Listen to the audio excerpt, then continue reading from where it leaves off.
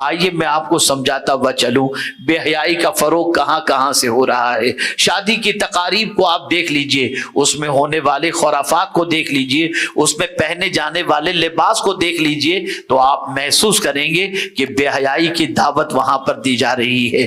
بال کھلے نظر آ رہے ہیں، اوڑھنی غائب نظر آ رہی ہے، پتلے کپڑے جسم پر نظر آ رہے ہیں، شوخی نظر آ رہی ہے، پرفیوم نظر آ رہا ہے۔ یہ ساری چیزیں وہ ہیں جو بے حیائی کے فروغ کے لیے ہیں، بے حیائی کے عام کرنے کے لیے ہیں۔ آپ جانتے ہیں آقا کریم صلی اللہ علیہ وسلم نے ان خواتین کے بارے میں کیا ارشاد فرمایا جو ایسی خوشبو استعمال کرتی ہیں پھیلتی ہو؟ ایسی عورت کے بارے میں سرکار نے بدکار عورت فرمایا ہے، جو عورت ایسی خوشبو استعمال کر کے نکلتی ہو جس کی خوشبو پھیلتی ہو۔ ہاں، عورت خوشبو کا استعمال کر سکتی ہے، صرف اپنے شوہر کے لیے، باہر نکلتے وقت نہیں، لوگوں کے سامنے جاتے وقت نہیں، بازار میں جاتے وقت نہیں۔ عورت کو ایسی خوشبو کے استعمال کے سلسلے میں منع فرمایا گیا جس کی خوشبو پھیلتی ہو۔ اے رسول گرامی وقار صلی اللہ تعالی علیہ وسلم کے دیوانوں اور خواتین اسلام، عورتیں یہ سمجھتی ہیں کہاں سے یہ اسلام کے نئے نئے قانون لے کر آئے؟ کیا ہماری خواہشیں ہم پوری نہیں کر سکتی؟ کیا ہمارے ارمان ہم پورے نہیں کر سکتے؟ سن لو، ہر جائز ارمان کی شکل اللہ کے رسول صلی اللہ علیہ وسلم نے عطا فرمائی۔ حضور نے تمہاری خواہشات پر قدغن نہیں لگائی، اور حضور نے جو تمہیں عزت عطا فرمائی کوئی دوسرا معاشرہ تمہیں وہ عزت نہیں دے سکتا۔ حضور نے جو مقام تمہیں عطا فرمایا دنیا کا کوئی انسان وہ مقام نہیں دے سکتا۔ حضور نے جو مرتبہ تمہیں عطا فرمایا دنیا میں کوئی وہ مرتبہ عطا نہیں کر سکتا۔ آپ اٹھا کر کے دیکھیں، دنیا کے ان ملکوں کا جائزہ لیجئے جن کو فالو کر رہی ہیں آپ، اور جن کے نقش قدم پر چلنے پر فخر محسوس کر رہی ہیں۔ ذرا ان ملکوں کا جائزہ لیجئے تو وہاں آپ محسوس کریں گے بہن اپنے بوائے فرینڈ کے ساتھ اگر گھر میں داخل ہو تو بھائی کو مجال نہیں ہے کہ اپنی بہن سے پوچھ سکے کہ یہ کون ہے۔ لیکن آج ہمارے معاشرے میں یہ ہے کہ بہن کو کوئی غلط نظر سے دیکھے تو بھائی اس کی آنکھ نکالنے کے لیے تیار ہو جاتا ہے اور اپنی بہن کی عزت کی حفاظت کے لیے تیار ہوتا ہے۔ وجہ کیا ہے؟ یہ صدقہ ہے پیغمبر رحمت صلی اللہ علیہ وسلم کا، جس کی وجہ سے بھائی کے دل کے اندر اپنی بہن کی یہ عزت اور یہ مقام محفوظ ہے۔ اللہ اکبر! مغربی دنیا میں دیکھیے، ایک کی بیوی دوسرے کے ساتھ، دوسرے کی بیوی تیسری کے ساتھ، کسی کو کوئی فرق نہیں پڑتا، لوگ عیاشیوں میں لگے ہیں، بد کرداری میں لگے ہیں۔ آج کے شوہر کی پوزیشن یہ ہے، اگر اس کی بیوی کو کوئی آنکھ اٹھا کر کے دیکھے تو اس کی آنکھ نکالنے کے لیے وہ تیار ہو جاتا ہے۔ بیوی کو عزت اگر شوہر دے رہا ہے تو یہ صدقہ ہے پیغمبر رحمت صلی اللہ علیہ وسلم کا۔ آج اگر کوئی ماں کے قدموں کو چوم کر رات کو سو رہا ہے تو یہ بھی صدقہ ہے پیغمبر رحمت صلی اللہ علیہ وسلم کا۔ ذرا مغربی معاشرے میں دیکھ لیجئے، نہ ماں کی کوئی عزت ہے، نہ بہن کی کوئی عزت ہے، نہ بیوی کی کوئی عزت ہے۔ آج سچویشن بڑی خراب چل رہی ہے۔ اللہ اکبر! اے خواتین اسلام، تم اسلام کے احسان کو یاد کرو۔ اسلام تمہیں عزت دینا چاہتا ہے، تمہیں وقار دینا چاہتا ہے، تمہیں مرتبہ دینا چاہتا ہے، تمہیں مقام دینا چاہتا ہے، ہر اس چیز سے تم کو آراستہ کرنا چاہتا ہے جس چیز سے آراستہ ہونے کے بعد تمہاری طبیعت کو قرار کی دولت مل جائے، تمہاری طبیعت کو سکون کی دولت مل جائے۔ اس بات کو اچھی طریقے سے ذہن میں رکھیے گا، عورت جتنی بے حیا ہوتی ہے اتنی بے قرار ہوتی ہے، اور وہ عورت جتنی باحیا ہوتی ہے اتنی باوقار اور پرسکون ہوا کرتی ہے۔ آپ دیکھیں، اگر عورت حیا کو چھوڑ دینا چاہتی ہے تو سب سے پہلے بے قراری اس کی اس طریقے سے بڑھتی نظر آئے گی کہ میں کیسی بنوں، میں کیسے ایبرو بناؤں، میں کیسے بال بناؤں، میں کیسے کپڑے پہنوں، میں کیسے میک اپ کروں، میں کیسے لوگوں کے لیے جاذب نظر بنوں۔ اسی فکر کے اندر اب وہ بن سنور کر کے گئی، سامنے والے نے کسی اور کی طرف توجہ دے دی، ڈپریشن کی شکار ہو گئی۔ لیکن اگر عورت باحیا بن کر زندگی گزارتی ہے تو وہ سوچے گی مجھ پر کسی کی نظر نہ پڑے، میں اس طریقے سے رہوں کہ باوقار رہوں، با کردار رہوں، با اخلاق رہوں۔ اللہ اکبر! وہ جہاں رہے گی اللہ اسے سکون کی دولت عطا کرے گا، اطمینان کی دولت عطا کرے گا، اس بات کو اچھی طریقے سے ذہن کے اندر محفوظ کر لیں، ہماری بہنوں کے لیے آج کے دور کے اندر کوئی آئیڈیل نہیں ہے جس کے نقش قدم پر چلا جائے، ان کو کسی ہیروئن کے نقش قدم پر قطعی طور پر چلنے کی ضرورت نہیں ہے، کوئی آرٹسٹ کے نقش قدم پر چلنے کی کوئی ضرورت نہیں ہے۔ آج اگر تمہیں چلنا ہے تو خاتون جنت کے نقش قدم پر چلو، حضرت آسیہ کے نقش قدم پر چلو، حضرت مریم کے نقش قدم پر چلو، ام المؤمنین حضرت خدیجۃ الکبریٰ کے نقش قدم پر چلو، ام المؤمنین حضرت عائشہ صدیقہ رضی اللہ تعالی عنہ کے نقش قدم پر چلو، جن کے نقش قدم پر چلنے کے بعد تمہاری دنیا بھی سنور جائے گی اور تمہاری آخرت بھی سنور جائے گی۔ آج میں آپ کو بتاؤں سب سے بڑا چیلنج اس وقت بے حیائی کا ہے، بے حیائی فروغ پا رہی ہے، بے حیائی پھیلتی جا رہی ہے، بے حیائی معاشرے میں جڑ پکڑتی جا رہی ہے، العیاذ باللہ۔ حالات اتنے بد سے بدتر ہوتے جا رہے ہیں جس کی کوئی انتہا نہیں۔ اسی لیے قرآن نے کہا ان الذین یحبون ان تشیع الفاحشہ فی الذین آمنوا لہم عذاب علیم فی الدنیا والآخرہ، بے شک وہ لوگ جو ایمان والوں کے اندر فحاشی اور بے حیائی کے فروغ کو عام کرنے سے محبت کرتے ہوں، قرآن کہتا ہے ان کے لیے دنیا اور آخرت کے اندر ذلت والا عذاب ہے، ذلت والا عذاب۔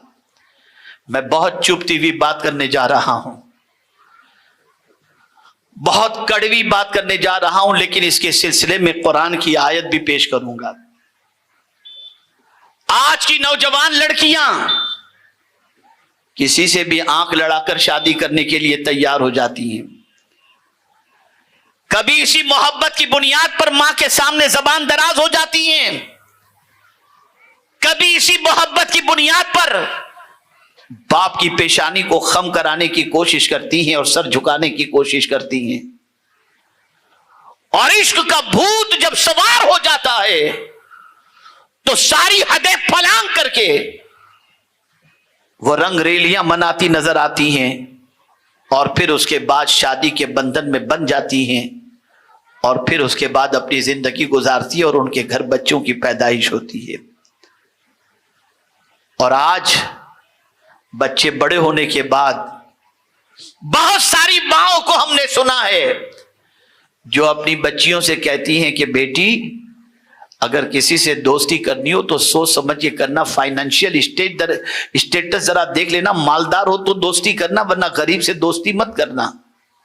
مائیں ترغیب دلا رہی ہیں، مائیں تعلیم دے رہی ہیں، اور بچیاں اپنی ماں کی تعلیم پر عمل کر کے اس جانب قدم بڑھاتی ہیں، پہلے آبرو گنواتی ہیں، پھر سب کچھ ختم ہو جاتا ہے، بعد میں چلا کے ٹیشو کی طرح استعمال کر کے پھینک دیے، نہ ادھر کی رہی نہ ادھر کی، اور پھر ڈپریشن کے اندر اور بیماریوں کے اندر پوری زندگی کاٹتی ہوئی دکھائی دیتی ہیں۔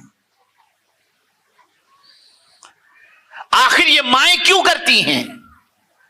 اس لیے کہ مائیں یہ تصور کرتی ہیں کہ جس بے حیائی کی دہلیز پر قدم رکھنے کے بعد ہمیں لائف پارٹنر ملا، ہمیں بھی ایسا ہی اپنی بچی کو بتانا پڑے گا۔ آئیے ایسوں کے بارے میں قرآن کیا کہتا ہے۔ ایسا نہیں کہ یہ دور جاہلیت کی رسم نہیں ہے، دور جاہلیت میں ایسا ہی ہوتا تھا۔ قرآن کہتا ہے والذین اذا فعلوا فاحشہ، وہ لوگ جو بے حیائی کے مرتکب ہوتے، جب ان کو بے حیائی سے روکا جاتا مت کرو تو کہتے قالوا وجدنا علیہا آباءنا، کیا کہتے؟ ہم نے ہمارے ماں باپ کو ایسا ہی پایا تھا۔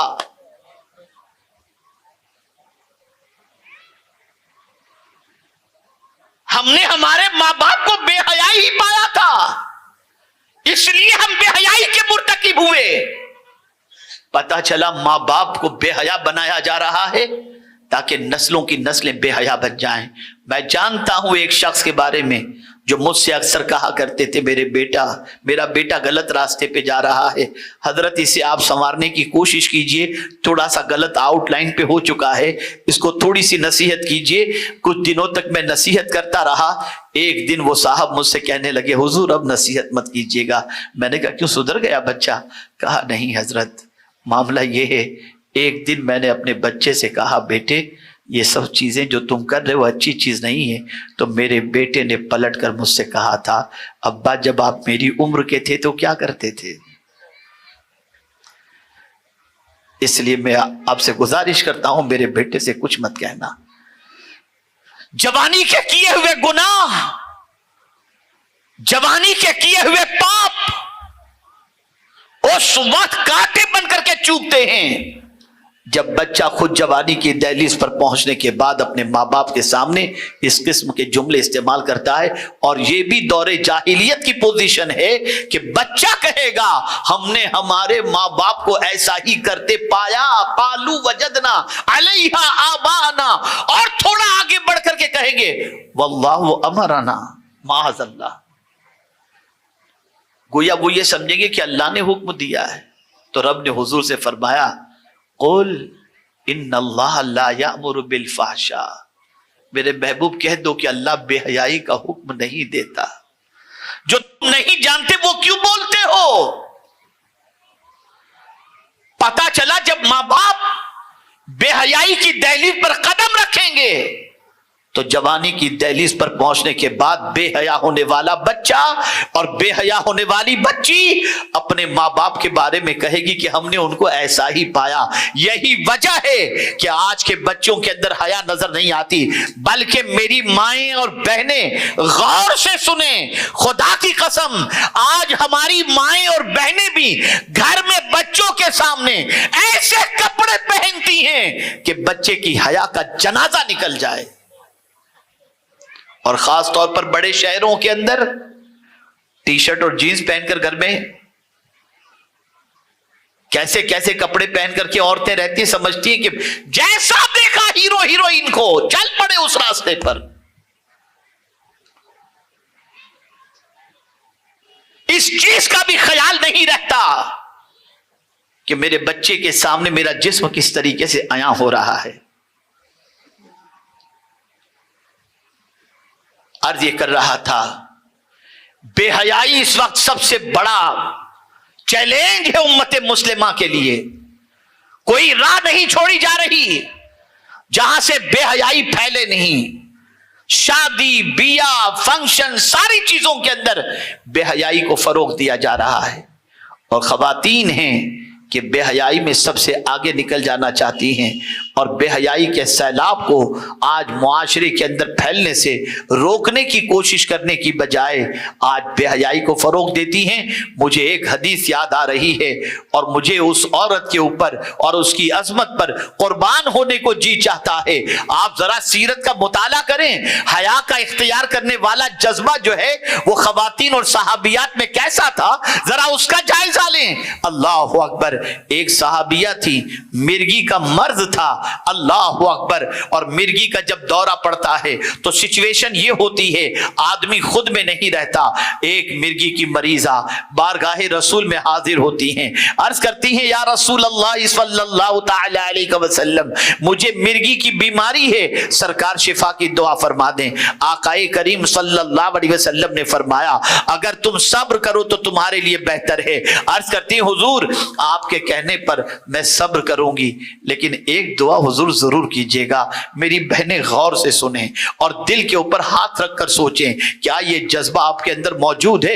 اللہ اکبر.